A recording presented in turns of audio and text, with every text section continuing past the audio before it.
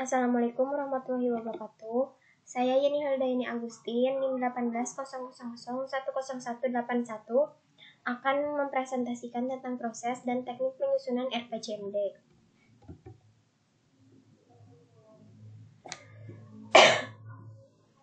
RPJMD merupakan dokumen perencanaan pembangunan daerah untuk jangka periode selama 5 tahunan yang berisi penjabaran dari visi misi dan program kepala daerah dengan berpedoman pada RPJP daerah serta memperhatikan RPJM nasional. Pasal 1 Angka 4 Undang-Undang Nomor 17 Tahun 2007 tentang Perencanaan Pembangunan Jangka Panjang Nasional tahun 2005 sampai 2025. RPJMD merupakan penjabaran dari visi, misi, dan program wali kota yang penyusunannya berpedoman pada RPJP daerah dan dengan memperhatikan RPJM nasional dan RPJM provinsi. RPJM daerah memuat arah kebijakan keuangan daerah, strategi pembangunan daerah, kebijakan umum, dan program SKPD, lintas SKPD, dan program kewilayahan disertai dengan rencana-rencana kerja dalam kerangka regulasi dan kerangka pendanaan yang bersifat indikatif. RPJMD sebagaimana dimaksud pada ayat 1 untuk periode 5 tahunan. Berikut adalah penyusunan RPJMD. Yang pertama, penyiapan rancangan awal RPJMD. Yang kedua, penyusunan rancangan RPJMD. Yang ketiga, musreng jangka menengah daerah. Yang keempat, penyusunan rancangan akhir RPJMD. Yang kelima, penetapan RPJMD. Langkah penyusunan awal RPJMD yaitu yang pertama, membentuk tim fasilitas RPJMD untuk semua tahapan perencanaan dengan komposisi mempertimbangkan lingkungan bidang yang akan dianalisis. Yang kedua, menyiapkan rencana kerja penyiapan dokumen RPJMD. Yang ketiga, menyiapkan daftar isi RPJMD.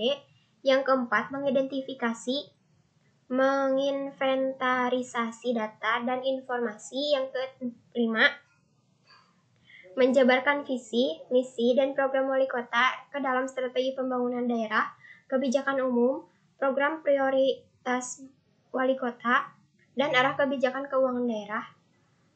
Kemudian keenam, membahas rancangan awal RPJMD dengan para kepala SKPD guna disepakati sebagai pedoman penyusunan rancangan restra SKPD.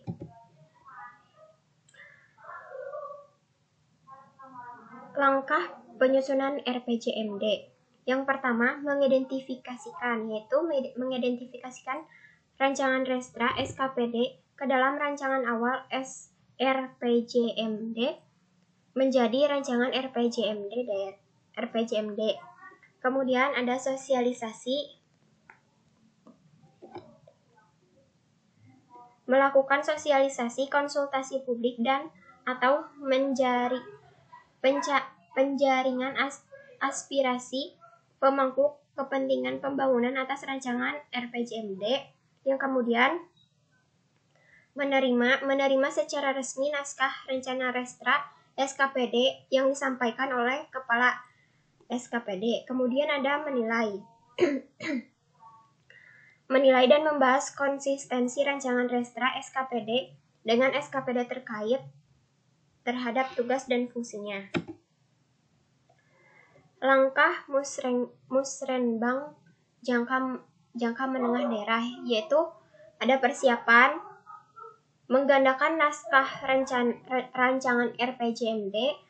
Kedua, menyiapkan panduan pelaksanaan yang memuat durasi, tanggal atau waktu pelaksanaan, mekanisme, dan susunan acara dengan kelompok bahasan.